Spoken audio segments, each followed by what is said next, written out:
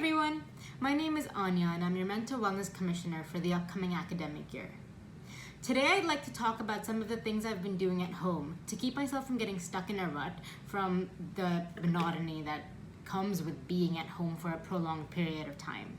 So the first thing I want to talk about might seem a bit basic or something that we all know, but bear with me. Sleep. So as university students, we may not have the best sleep schedules. We often are guilty of sacrificing our sleep so we can stay up into the night and work. And the summer is usually a time where we get to, if we're lucky, relax and get our 8 hours of sleep or 7 hours of sleep that we need. Turns out you're most likely to be sleepy at 2 times, between 1 and 3 p.m. in the day and between 2 and 4 a.m. at night or early morning. That's why it's probably a good idea to go to bed before 2 a.m. But whatever you're doing, make sure you get enough sleep. The CDC says that adults between the age of 18 and 60 should get a sweet 7 hours at least. And if you don't get enough sleep, you might find yourself cranky or irritable in the morning, and your day will just get worse. So whatever you're doing, get enough sleep. Now, the second thing I want to talk about is routine. The thing I miss most about my university experience, weirdly enough, is my routine. I'd wake up at the same time every morning, I'd go to the same classes, I'd see professors, friends, the places I like to hang out at on campus, and I find myself longing for those things. Now, while it's not the same, in a time like this, I'd really recommend having some sort of routine at home.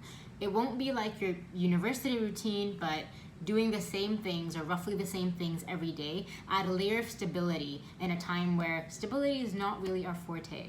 I thought it would be helpful if I shared mine, so I wrote it down. So I get up at 8. From 8 to 9:30, I go biking or not, depending on what I feel like. From 9:30 to 10, I finish breakfast. 10 to 1, I do some amount of work. 1 to 3, I have lunch. 3 to 4, I watch Netflix. 4 to 6, I do my chores or some other kind of work, or really it depends. 6 to 7, I walk my dog. 7 to 9 is family time, or if I need to finish up some stuff from the day that I didn't get to, I'll work on that. And 9 onwards, I'll basically do whatever I want. You'll notice there's a lot of whatevers and a lot of time allocated to things that may not need that much time. For example, it does not take me an hour to eat breakfast, and it does not take my dog an hour to go for a walk. She's very lazy. She'll come back in 20 minutes. But the leg room is there in case something else happened or I don't even feel like it. It's just nice to have a lot of flexibility, and it won't stress you out about having a routine. But on the other hand, it's a nice framework or guidance if you're looking for something to do or if you're wondering how to structure your day. So you'll notice my routine had biking. I love biking, and exercise is so important. Find something that you like doing, find something that is accessible to you, and be consistent. Get those endorphins. The World Health Organization has actually made a recommendation for people to do 150 minutes a week, which isn't that much if you think about it per day. And you don't have to go hard every single day. You don't have to go on a 10K run every day. You don't have to do 45 minutes of HIIT every day. Really, you can do what you want. Some days I run a lot, and the other days I do 10 minutes of yoga and call it a day. And the other days when I am so lazy, I just get out of bed and stretch, and that is my exercise for the day. But you know what? Even those 5 minutes of stretching feel good. So don't feel pressured to look at the people on YouTube and on Instagram, those fitness models who are making the most out of their quarantine by getting a six-pack and getting big back muscles. You don't need to do any of that. Just a little bit will go a long way. The next thing I wanted to talk about is cleaning, reorganizing, and changing your surroundings. I guess those are 3 things, but whatever, no one is counting. So the first thing I did was change my surroundings without actually changing my surroundings. Essentially, I moved around my table, my desk, my bookshelf. Table and desk are the same thing, whatever. My bookshelf, my bed. So my room would look different even though it's the same room. Surprisingly enough, this worked wonders. Next thing I want to talk about is cooking. Feeding yourself well is so important, especially during these times. I know it seems like I'm sitting on my butt all day at home. Why do I need to feed myself a lot? But hey, you'll be surprised. I'm so hungry these days, and I think it's because I'm frustrated, and that's a long story. But the important thing is feed yourself well. Next up on my list is vision boards. Vision boards are so fun, and making a vision board has to be one of my most favorite activities ever. So for all you noobs out there, what is a vision board? Well, a vision board is like what it sounds like. It's a collage of sorts with pictures, images, visualizations of what you want your ideal self to be, or where you see yourself in the future.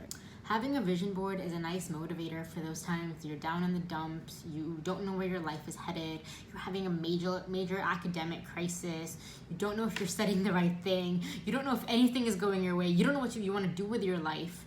It's nice to have something that shows you that there's many components to your life, and there's many things that you want to accomplish, that you want to set out and do, and there's many things that you can do. So I would definitely make one if you haven't made one yet, because they're really nice and they're really fun.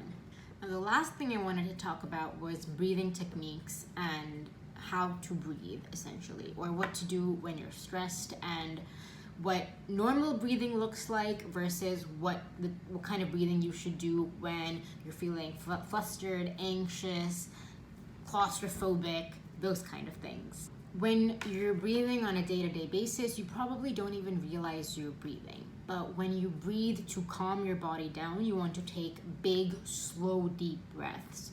Those kind of breaths stimulate your vagus nerve, which in turn activates your parasympathetic nervous system.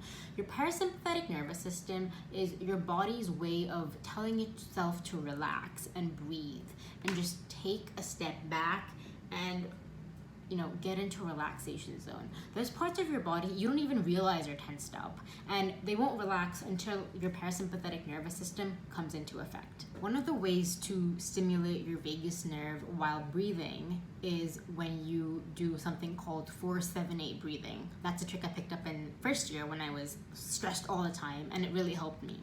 With 4-7-8 breathing, you breathe in for 4 seconds, you hold it for 7 seconds, and you breathe out for 8 seconds. Holding your breath for 7 seconds feels like a lot, but trust me, you can do it and it will make you feel so much better almost instantaneously. So that is all I had for today.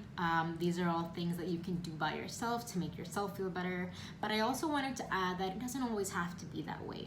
You can always reach out to a friend or a family member or even a professional health worker if you feel like you may need external help, and that is totally fine. Take all the help you need, take all the support you can get, because these are very rough times for a lot of people. There's a lot of stress going around, and anything you can do to minimize that will help you. We put together a list of resources earlier on in the summer with a bunch of great resources you can reach out to for any kind of support you need. I'm going to link it again with this video. Please feel free to check them out, to utilize any of their resources if you need to.